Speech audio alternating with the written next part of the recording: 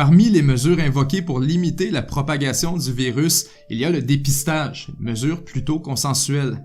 Il y en a aussi une autre, plus litigieuse celle-là, la surveillance et le traçage. Le traçage permet de retracer les déplacements des individus, d'identifier les lieux névralgiques et d'élaborer une liste de contacts à risque. En soi, la démarche ne nécessite pas d'outils technologiques particuliers. Par exemple, si une personne est testée positive, elle peut être questionnée sur les endroits qu'elle a dernièrement fréquentés, sur les rapports récents qu'elle a eus avec d'autres personnes. Ce genre d'enquête a d'ailleurs déjà lieu.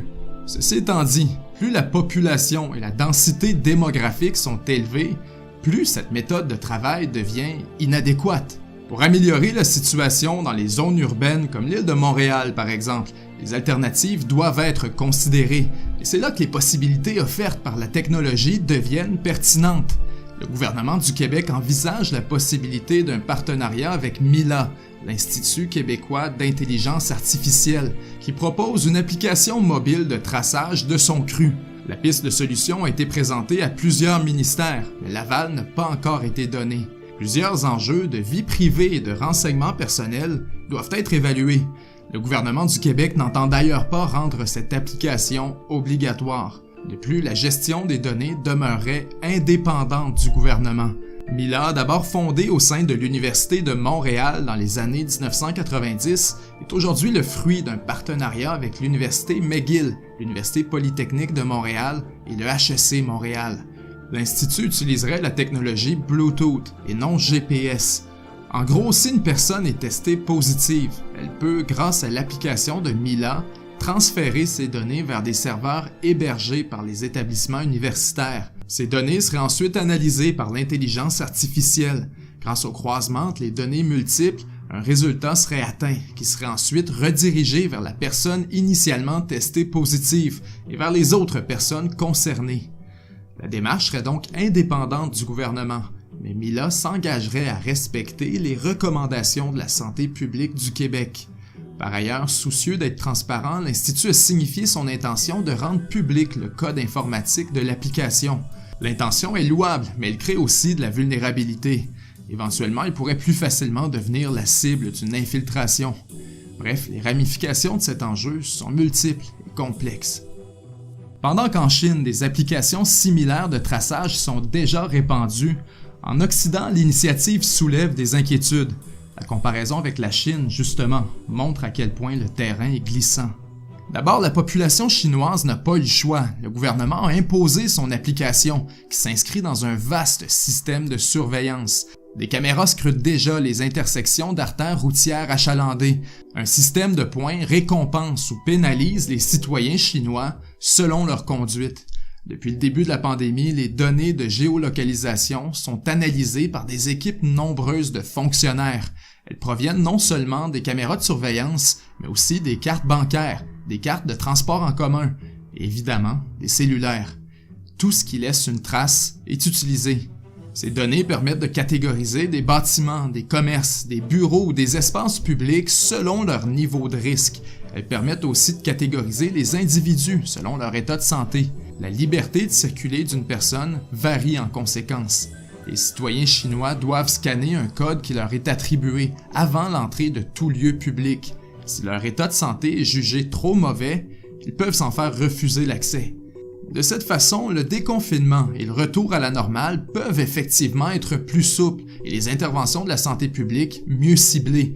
Mais le prix à payer est un contrôle contraignant de la population et une perte de liberté individuelle importante.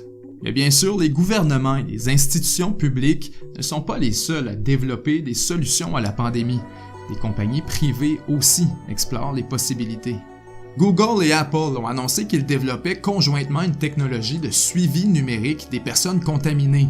Le système en question ne fonctionnerait pas avec la géolocalisation, mais avec des points de contact entre les cellulaires. Chacun des appareils disposerait d'un identifiant unique et anonyme. Si une personne est testée positive, l'information serait redirigée vers une base de données distincte pour chaque pays. Puis, tous les téléphones ayant été à proximité d'une infection déclarée recevraient une alerte. Ce système s'intégrerait aux applications développées par les États et ceux-ci en auraient le contrôle. Il serait donc modulable selon les besoins de chaque gouvernement et serait protégé par 3 niveaux de chiffrement. L'Allemagne, après des débats, a décidé d'adopter ce système. Elle a rejeté l'alternative, une application pan-européenne, car ses détracteurs étaient méfiants vis-à-vis de l'utilisation des données par les gouvernements à des fins de surveillance. Ils ont préféré faire confiance à Google et Apple, qui seraient plus respectueux de la vie privée. Néanmoins, certains refusent cette perspective. En France, le secrétaire d'État au numérique a annoncé que l'application qui était développée ne se servirait pas du système élaboré par les 2 géants américains. Il prétexte des problèmes d'interconnexion avec le système de santé, mais il a tout de même rappelé que la lutte contre le coronavirus, c'est l'affaire des États, pas forcément celle des grandes entreprises américaines. Effectivement, l'enjeu n'est pas restreint à la protection de la vie privée, c'est à bien des égards la souveraineté des États qui est aussi en jeu. Pour ce qui est du Québec, comme nous l'évoquions, le partenariat envisagé avec Mila laisse la porte ouverte à l'adoption du système de Google et d'Apple. Dans un contexte où des chefs d'État dont François Legault ont commencé à envisager une démondialisation, l'appel aux géants mondiaux que sont Google et Apple apparaît pour le moins contradictoire. Le traçage requiert certainement un débat public. Il commande au bas mot un encadrement juridique serré et immédiatement, plusieurs questions viennent à l'esprit. Dans quelles circonstances une application de traçage peut-elle être utilisée? Dans les circonstances de crise, comment définir une crise? Qui a la légitimité de statuer sur l'état de crise? Le gouvernement? Le gouvernement fédéral ou provincial? Les forces de l'ordre? Si c'est un organisme indépendant, qui le finance et nomme son conseil d'administration? Quelles sont les modalités d'utilisation d'une telle application? Qui pourrait l'utiliser? Avec qui l'information pourrait-elle être partagée? Et pourquoi? Souvenons-nous du Patriot Act signé par George W. Bush et voté en 2001 aux États-Unis dans la foulée des attaques du 11 septembre. Cette loi, dont le but était de déceler et de contrer le terrorisme, a autorisé les services de renseignement américains et le FBI à accéder aux données informatiques des particuliers et des entreprises, sans autorisation préalable et sans en informer les utilisateurs. Encore aujourd'hui, malgré les dénonciations des lanceurs d'alerte comme Edward Snowden et malgré que le contexte ait changé, cette pratique est toujours en cours aux États-Unis. Pour les services de renseignement américains et le FBI, l'outil est trop efficace pour tout simplement s'en débarrasser. Toutes ces questions entraînent une mise en doute de l'efficacité même d'une application de traçage. Pour qu'elle fonctionne, elle doit être largement utilisée. En Chine, un régime autoritaire, le problème est réglé en obligeant les citoyens à se conformer à la surveillance de masse. Aux États-Unis, la surveillance autorisée par le Patriot Act fonctionne parce qu'elle demeure occulte. De manière générale, les gens restent hésitants à partager leurs données. Singapour, à titre d'exemple, a cessé d'utiliser son application de traçage parce qu'il n'y avait pas assez d'utilisateurs. Faudra-t-il, pour endiguer la pandémie, que le gouvernement du Québec et les gouvernements occidentaux, tout comme la Chine, la rendent obligatoire? Au nom de la santé publique? Si une mesure politique porte atteinte à un droit fondamental, dans ce cas-ci le droit à la vie privée, elle doit être accompagnée d'une justification et d'une démonstration rigoureuse de son efficacité. Sans quoi, dans une démocratie, la simple suggestion d'adopter une application de traçage de masse de la population pourrait être considérée comme une forme d'invasion de la vie privée. Malgré tout, le Québec va de l'avant avec cette initiative, tout comme déjà 5 autres provinces canadiennes. En fait, le gouvernement du Canada pense lui-même à le déployer à l'échelle nationale. Si ces projets se concrétisent, le Québec, le Canada et l'Occident n'auront jamais connu un tel niveau de surveillance, et historiquement dans ce domaine, la loi de Murphy n'indique rien qui vaille.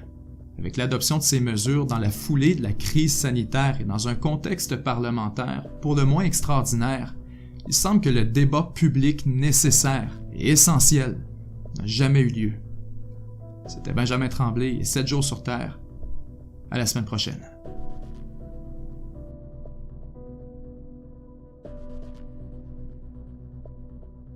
7 jours sur Terre est un média 100% indépendant financé exclusivement par les contributions de ses membres. Si vous croyez que ces capsules sont importantes, vous pouvez nous appuyer en cliquant j'aime, en partageant avec vos amis ou en devenant membre pour seulement 3 $ par mois.